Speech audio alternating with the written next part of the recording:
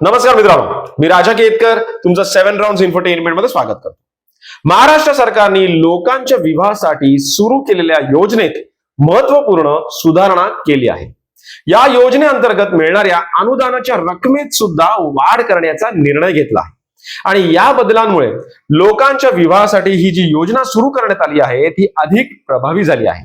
आजच्या व्हिडिओमध्ये आपण याच योजनेबद्दल आणि कोणते बदल या योजनेत करण्यात आले आहेत त्याची माहिती जाणून घेणार आहोत। पण त्याआधी तुम्ही जर आपलं चॅनल सबस्क्राइब केलं नसेल तर सबस्क्राइबचं बटन जरूर दाबा आणि बेल आयकॉनवर पण क्लिक करा, म्हणजे जेव्हा कधी एखादी अशी इंटरेस्टिंग माहिती आपल्याला मिळेल ती आम्ही तुमच्यापर्यंत आपल्या चॅनलच्या माध्यमातून पोहोचवू शकू। ही योजना अव्यंग आणि दिव्यांग अशा दोन्ही व्यक्तींसाठी उपलब्ध आहे। लोकांच्या मनात दिव्यांग व्यक्तींच्या विवाहाबाबत असलेले सामाजिक व सांस्कृतिक पूर्वग्रह त्यांच्या आयुष्यावर दीर्घकालीन परिणाम करणारे ठरतात।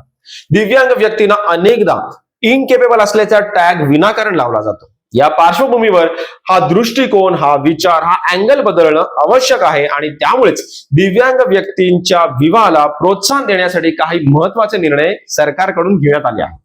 दिव्यांग व्यक्तीचा विवाह हा पालकांच्या दृष्टीने एक मोठी जबाबदारी असते। अनेकदा अशा व्यक्तींचा विवाह टाळला जातो किंवा विजोड जोडीदाराशी त्यांचं लग्न लावलं जातं। एस्पेशली दिव्यांग महिला आणि दिव्यांग अशा दुहेरी भेदभावाला सामोरं जावं लागतं। पण यापुढे असं होऊ नये यासाठी सरकारकडून प्रयत्न केले जात आहेत। दिव्यांग अव्यंग विवाह प्रोत्साहन योजनेत दिव्यांग विवाह ही एक नवीन कॅटेगरी इंट्रोड्यूस करण्यात आली आहे।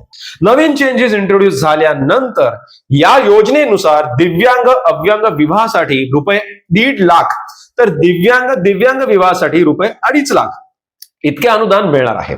ही रक्कम पती पत्नीच्या जॉईंट बँक अकाउंट मध्ये डायरेक्ट ट्रान्सफर केली जाणार आहे। या योजनेच्या काही प्रमुख अटी आता आपण जाणून घेणार आहोत। वधू अथवा वर दिव्यांग व्यक्तीला किमान 40% किंवा त्यापेक्षा जास्त डिसेबिलिटी असल्याचं त्यांच्या डिसेबिलिटी सर्टिफिकेटवर मेन्शन असणं आवश्यक आहे।